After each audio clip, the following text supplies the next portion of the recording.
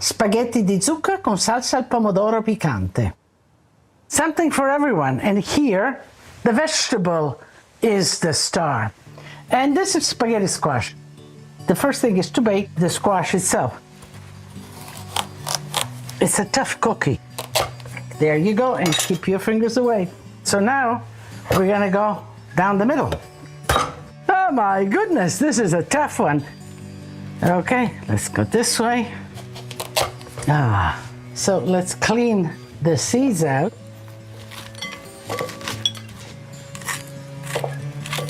All right.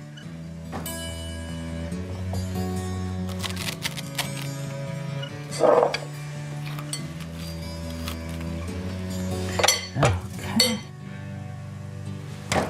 Some salt, just like that. Let's put some oil all over, just like that. And then you turn it upside down on a parchment paper. You know, parchment paper is really great. You put it wherever you bake, so you don't have to scrub the sheet pan. Just like that. Oh. I have a preheated oven at 425 degrees, and let's bake it for 25 to 30 minutes. If you want it a little bit al dente, so we can scrape the inside out. So that is the spaghetti part.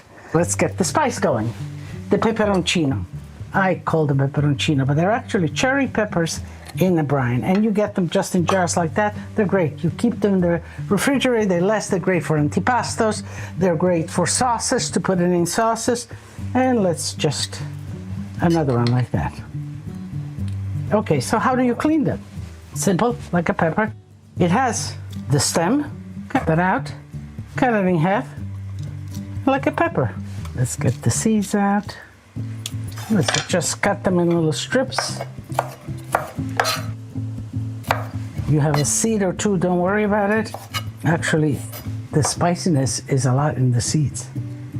And now we're gonna make the sauce for the spaghetti squash. Let's chop some onions.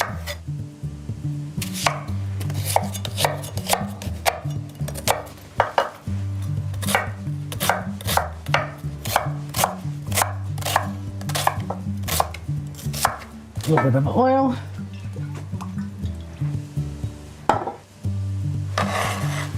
Get the onions going.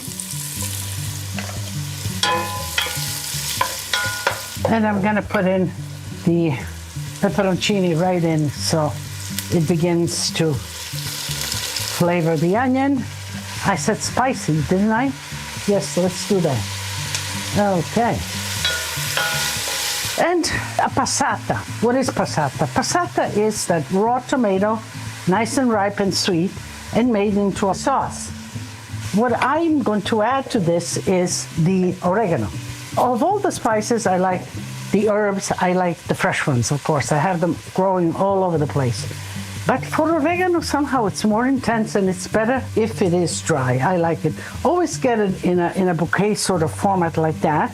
And you use as you go along. Just kind of twist it around as much as you'd like and put it back into the plastic holder or whatever. Parchment paper is a great way of collecting whenever you're doing, whether you're grating cheese, whether you're grating lemon.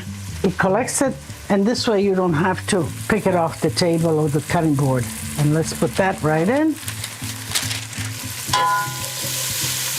So I'm going to add now the passata, and you can see it's nice and thick, so it goes a long way. You need to add some water. Of course, I always kind of wash my can so that nothing gets wasted, but in this case, you need even a little bit of extra water. Okay.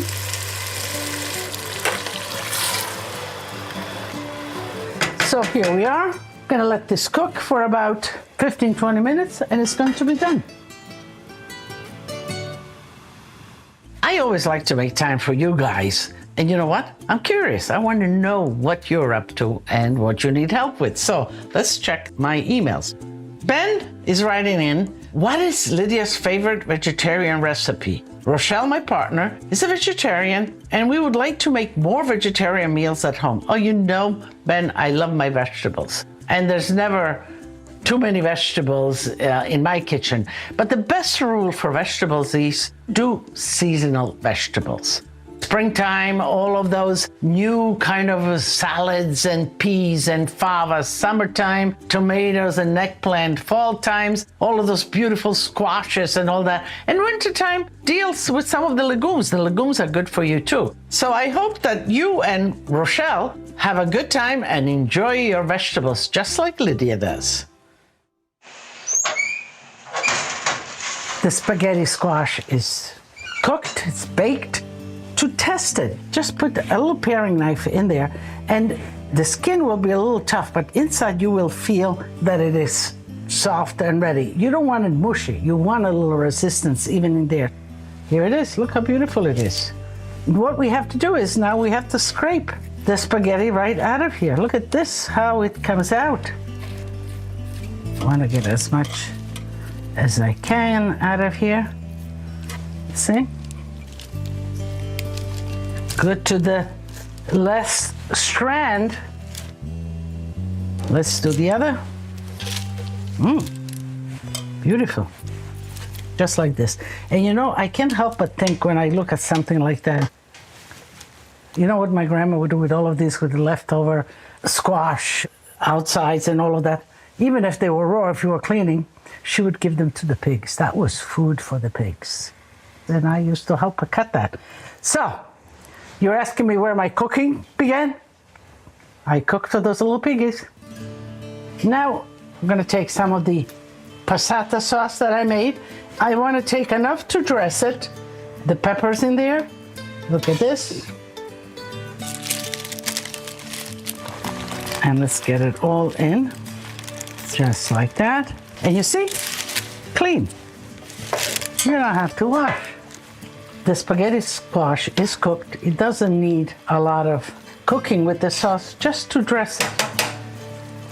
Why am I using this? Because that sort of pulls it together. I want the strands to separate and to take in the sauce. Just like that. Now, doesn't this look just like spaghetti? But this is it. I'm gonna put the cheese on, just like with pasta.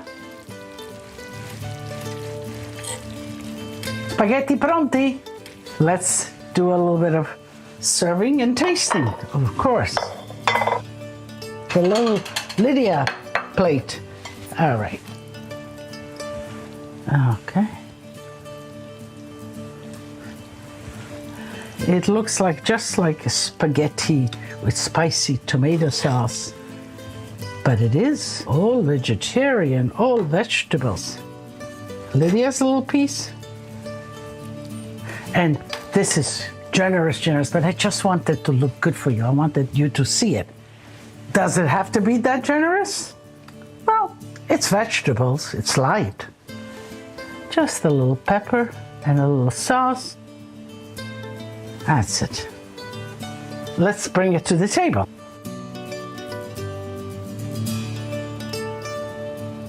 And Lidia? Okay. Oh, I have one. I'll take another one. I'm gonna put a little bit of cheese here. So, okay. Buonissimo.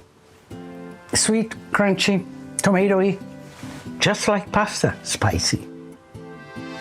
And with this, I think a nice glass of Sauvignon will be perfect. Sauvignon has that kind of herbal quality to it, kind of grassiness, and this fits well. So let's see. Salute. Perfect, perfect, perfect. I have buffalo mozzarella here. Buffalo mozzarella is always a great choice. You know what I do? I would do just like that. How do you like that? Like that. That looks good. And let me do for the other one too. So, I'm looking a little bit of decoration here. Fresh basil. And on this one too, just like that. And I'm gonna shred a little basil here. Let me taste how it tasted with the buffalo mozzarella.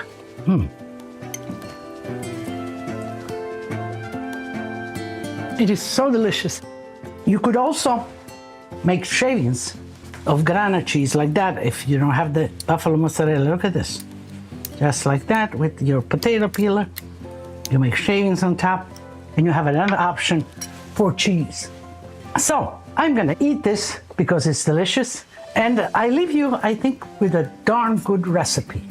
So when you feel like it, make it at home. Your family is going to love it. And as I always do, I invite you to my house. Tutti a tavola a mangiare.